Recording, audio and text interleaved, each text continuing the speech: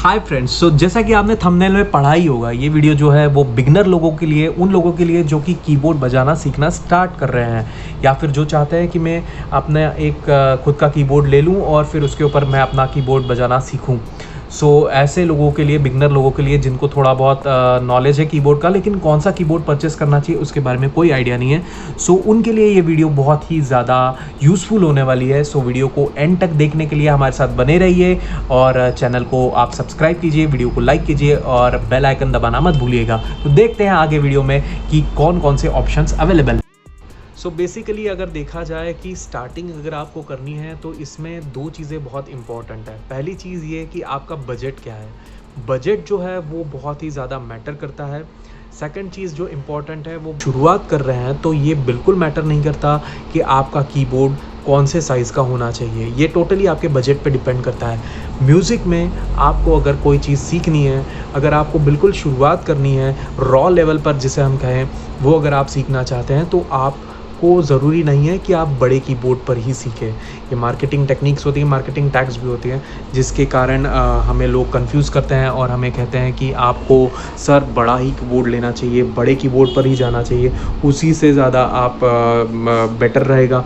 हाँ, लेकिन हर कोई अगर ये सोचता है कि जैसे मुझको अगर कीबोर्ड बजाना सीखना है और मैं चाहता हूँ कि मैं उसको बहुत लॉन्ग रन भी सीखूँ, या फिर मैं ये चाहता हूँ कि मैं शौकिया तौर पर नहीं सीख रहा हूँ, इस चीज़ को मैं जो भी है वो आगे लेकर जाना चाहता हूँ और फ्यूचर के हिसाब से मैं सोच रहा हूँ कि आगे 5-6 साल बाद मुझको कोई एक लेवल पर पहुँचना है। सो फॉर दैट रीज़न अगर आप चाहते हैं तो एक स्टैंडर्ड लेवल कीबोर्ड आपको लेना चाहिए। लेकिन अगर आप चाहते हैं कि मुझको अभी फ़िलहाल ये जो कीबोर्ड है इससे एक बेसिक नॉलेज लेना है और मेरा जो रिक्वायरमेंट है वो इससे फुलफ़िल हो रहा है, तो बिल्कुल आप मिनी कीबोर्ड पे भी जा सकते हैं। सो जो स्टार्टिंग कीबोर्ड है उसकी अगर हम बात करें तो कैसियो कंपनी, इसमें आप देख सकते हैं SF47, 46, ये दोनों ही मॉडल्स बहुत ही अच्छे हैं। ये आपकी स्टार्टिंग रेंज जो मिनी कीबोर्ड्स की रहती है वो 3000 से लेकर 4500 के बीच में आपको मिनी कीबोर्ड्स अच्छे मिल जाएंगे मार्केट में, जो कि अगर आप चाहें तो ऐसे 46, 47 पे जा सकते हैं। मॉडल नंबर अलग अलग है लेकिन दोनों ऑलमोस्ट सेम ही हैं।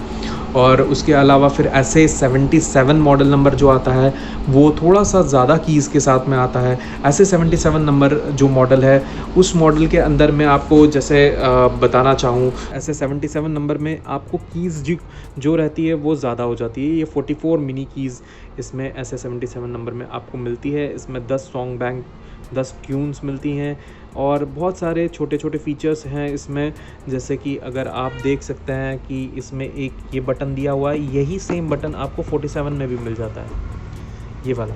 इस बटन का मेन काम रहता है कि ये आपको डायरेक्टली पियानो और पियानो से शिफ्ट करना हो, अगर आपको हारमोनियम पे जाना हो तो उस पर भी आप जा सकते हो। सो ये इस चीज़ के लिए रहता है। 47 मॉडल जो है इसमें आपको नंबर ऑफ़ कीज़ जो मिलती है ये 32 मिनी कीज़ मिलती है। 32 मिनी साइज़ कीबोर्ड है। बेसिकली ये जो बनाया है कंपनी ने, जो इसे कहती है वो ये छोटे एज के बच्चों के लिए ये बनाया गया कीबोर्ड है।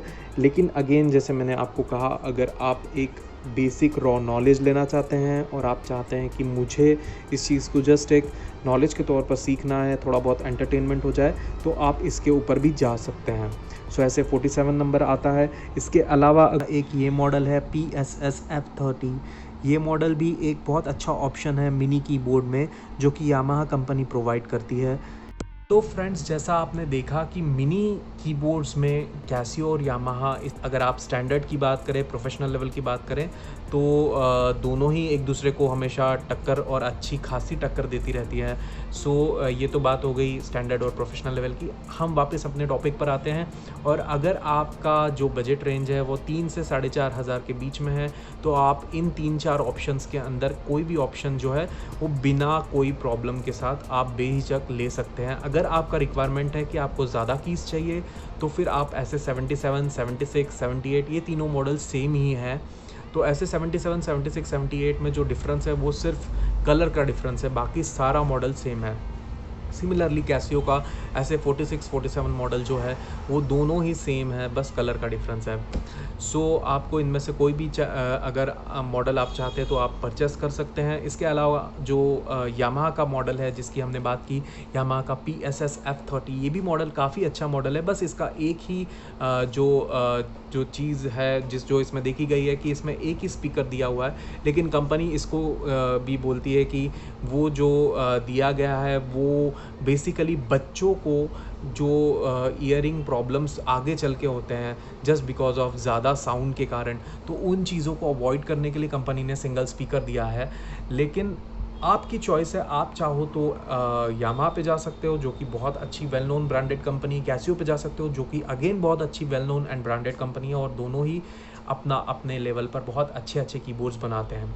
सो इसके बाद अगर हम बात करें, अगर आपका बजट मान लीजिए 4500 के ऊपर का बजट है, अगर आप स्टार्ट कर रहे हैं और आपका बजट है कि मैं एक स्टैंडर्ड पियानो चाहता हूँ लेकिन मुझको ज़्यादा से ज़्यादा 9000 के अंदर का पियानो चाहिए, मतलब मैं चाहता हूँ कि मुझको एक 6500 से लेकर 9000 के बीच में अगर कोई कीबोर्ड चाहिए, तो उसके लिए भी हमारे पास में काफ़ी ऑप्शंस अवेलेबल रहते हैं मार्केट में, और हम उनके ऊपर जा सकते हैं। अगर स्टैंडर्ड लेवल कीबोर्ड की बात करें तो जिसमें 61 कीज़ रहते हैं, और स्टैंडर्ड लेवल पियानोज़ दोनों ही कंपनीज़ बनाती है, जैसे यामाहा हो गया, कैसियो हो गया।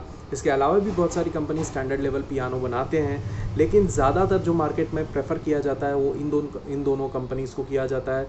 सो इन दोनों के अगर हम मॉडल्स की बात करें तो कैसियो जो रहता है वो CTK 2550 मॉडल बनाता है, और सिमिलरली यामाहा कंपनी जो है वो PSR E273 नंबर बनाती है। और दोनों ही मतलब प्राइसिंग की बात करें तो ऑलमोस्ट सेम ही प्राइसिंग में, 9000 अराउंड प्राइसिंग में ये दोनों ही मॉडल्स अवेलेबल हैं मार्केट में। और आप स्टैंडर्ड लेवल पर जाना चाहते हैं तो इन दोनों में ही आप जा सकते हैं, दोनों ही बहुत ही अच्छे ऑप्शंस है।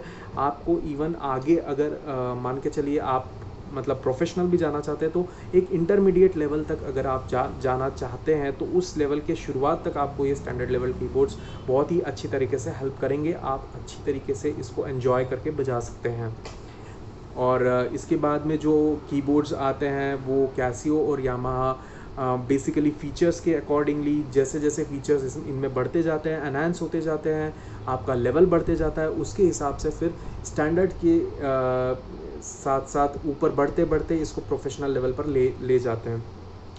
सो स्टैंडर्ड लेवल में भी कई टाइप के कीबोर्ड्स आते हैं, लेकिन जो बेसिक एंट्री लेवल कीबोर्ड्स हैं वो आपको जो काम में आते हैं वो अगर आप लेना चाहें तो उसमें CTK 2550 एंड PSR E273 ये दोनों ही कीबोर्ड्स पे आप जा सकते हैं अगर आपका बजट रेंज 9000 के आसपास या उसके अंदर का है।